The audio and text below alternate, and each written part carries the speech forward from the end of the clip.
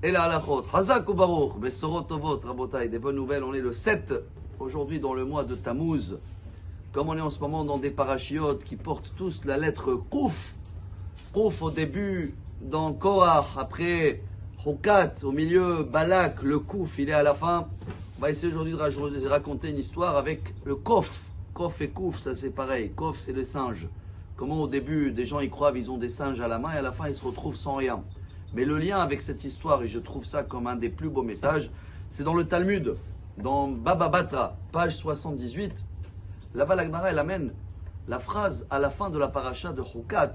C'est marqué que Moab, le peuple de Moab, le peuple de Balak, ils avaient très peur de Sihon et Og, car ils ont perdu dans la guerre. Et il y a une phrase comme ça là-bas, Alken Yomru Amoshlim, Bo Hashbon, Tibane Vetikonen Aïr Sihon. Les moshlim, c'est les patrons, les gouverneurs. Et c'est pour cela que les gouverneurs, ils disent bravo, regardez comment Sihon, il a gagné Moab. C'est quoi cette histoire? À quoi ça nous intéresse? La Gemara, elle dit, de là on apprend le combat avec le Yetzer Hara. Hamoshlim, les patrons, c'est des gens intelligents. C'est quoi Baou Hashbon? Venez, on calcule. Le Yetzer Hara, il veut toujours qu'on vit le maintenant. Il ne veut pas qu'on pense plus loin. Maintenant, profite, fais. Mais c'est sur le compte de beaucoup de choses, parce que tu veux acheter maintenant, demain, mais demain aussi tu vas vouloir acheter. Bref, à la fin tu restes sans rien dans la main. Alors les patrons, elle dit la Gemara, Haelo Amoshlim Beitzram, c'est ceux-là qu'ils arrivent à tenir le Yetzer Hara.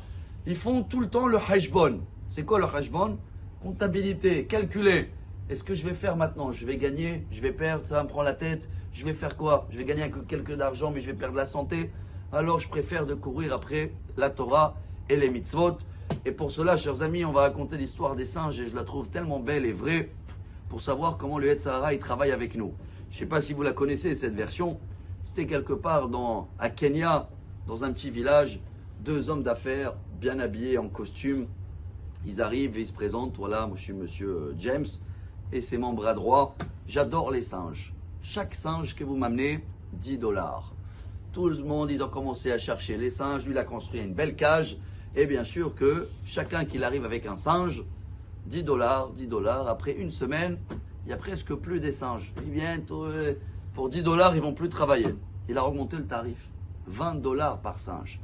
Allez, les petits enfants de village, les gens, ils sont partis chercher. Ils ont ramassé quelques milliers de singes.